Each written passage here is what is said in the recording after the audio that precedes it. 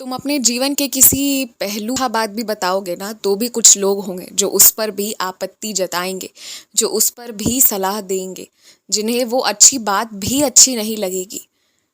तो इसलिए ना तुम्हें किसी की बातों को दिल से नहीं लगाना है, क्योंकि तुम कितना भी चाहो तो सारी बात तो नहीं बता सकते। तो जो तुम थोड़ा सा हिस्सा उन्हें बताओगे ना, वो उसके पर अपने अनुभव को जोड़ देंगे, अपने मन की चीज़ों को जोड़ देंगे और तुम्हें उस पर भी वो सवाल जवाब करेंगे और उन्हें ज़रूरत पड़ा तो वो तुमसे भी प्रश्न करेंगे। जब तुम्हें पता है कि तुमने कोई अपराध किया नहीं, किसी का नुकसान किया नहीं, तो क्या ज़रूरत है किसी से स्पष्टीकरण करवाने का कि तुमने सही किया या गलत किया। तुम्हें पता है ना, तुमने जो किया वो मेरे कहने पर किया।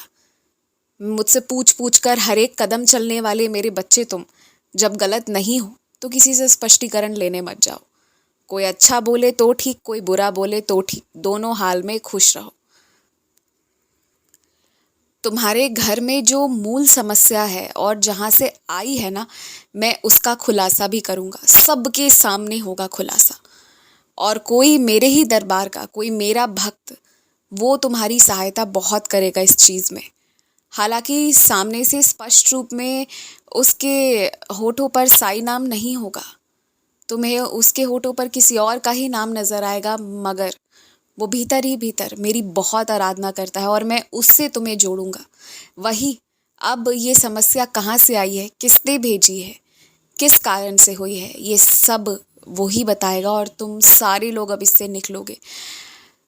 जीवन में इतनी हद से ज़्यादा तकलीफ इसलिए आए ना कि तुम जल्दी से आराधना करो, जल्दी से तुम जड़ तक पहुंचने की कोशिश करो, क्योंकि थोड़ी बहुत जो समस्याएं चल रही थी ना, तो उसे तुम नज़रअंदाज करते करते सालों बिता दिए। लेकिन अब ना ये पूर्णतः जड़ से खत्म होने का समय आया है, इसलिए ऐसा किया गया कि एकदम से इतना कष्ट मिला तुम्हें। एक और बात मैं तुम्हें कहना चाहूँगा कि बढ़ते उम्र के साथ जैसे तुम अपने शरीर में, अपने जीवन में, अपने मन में बदलाव महसूस कर रहे हो ना, ठीक उसी तरह सभी लोग के साथ उनके उनके उम्र के हिसाब से बदलाव हो रहा है। पहले वाली बात अब नहीं है, अब सब कुछ बदल चुका है। अब कुछ लोगों ने कुर्सी छोड़ी है, कुछ लोगों ने वो जिम्मेदारी ली है, और जो पहले की छूटी हुई कुर्सी थी उस पर अब कुछ लोग जाकर बैठे हैं। कुछ इस तरह परिवर्तन हो रहा है, जैसा जीवन परिवर्तनशील है उसी तरह। मैं तुमसे यही कहना चाहता हूँ ना कि पहले की तरह सभी से वही उम्मीद करके उसी तरीके से जिद मत करो। जिससे जितना बन पड़े, जिसका शरीर जितना साथ देना वो वही करेगा और उसे उतना ही करने दो। ज़रूरी ये नहीं है कि तुम सब अलग अलग जगह भ्रमण करने जाओ या अलग अलग तरह की अनुभूति उठाओ। ज़रूरी ये है कि साथ में मिलकर बैठो, साथ में बातचीत करो, मिलना जुलना हो, ये आवश्यक है और इस पर ध्यान दो। ये जो आध्यात्मिक मार्ग है ना, एक तरह से ये बहुत गहरा है। इसकी गहराइयों में घुसते जाओगे तो कभी खत्म होता हुआ तुम्हें दिखेगा ही नहीं। उस एक ही चीज़ को तुम जिस तरीके से समझोगे, कोई दूसरा किसी और तरीके से समझेगा।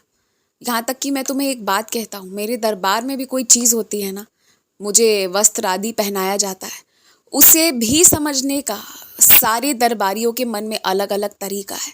कौन किसको किस चीज़ से जोड़कर क्या समझ रहा है ना, ये कल्पना भी नहीं किया जा सकता। अगर बात करके देखोगे ना तो सबके विचार अलग अलग निकल कर आएंगे। उसमें से कोई गलत नहीं है, सब सही है। सब एक एक दृष्टिकोण से देख पा रहे हैं जो जो उनको बताया गया है, जो जो उनके साथ घटित हुई है, और सब सही है, कोई भी गलत नहीं है। तो अगर तुम ये सोचते हो कि मोक्ष पाने के लिए क्या क्या करूं और उसके लिए पता नहीं क्या क्या करने की सोच रहे हो, तो वो सब कुछ मत करो। केवल अपने परमात्मा पर विश्वास रखो, अच्छे कर्म करो और निश्चिंत रहो, धैर्य रखो। इस बात से मत घबराओ कि इस जीवन के बाद क्या होगा, सब मेरी जिम्मेदारी है। इससे पहले क्या हुआ था, क्या तुम्हें स्मरण है? सब मेरी जिम्मेदारी है। मैं फिर कहता हूँ, सब तुम्हारे साईं की जिम्मेदारी है। चिंता छोड़ दो, सिर्फ अपने कर्म करो और बाकी राम नाम की माला जपा करो, पूजा किया करो, परिवार के साथ मिल बैठ कर रहा करो, अपने ज़रूरी काम समय से निपटा लिया करो। समय रहते देख लो कहाँ पर क्या देना है, कहाँ से क्या लेना है, ताकि देरी ना हो जाए। किसी से खराब से बात मत करो, घर आए मेहमान की इज्जत करो। खुश रहो।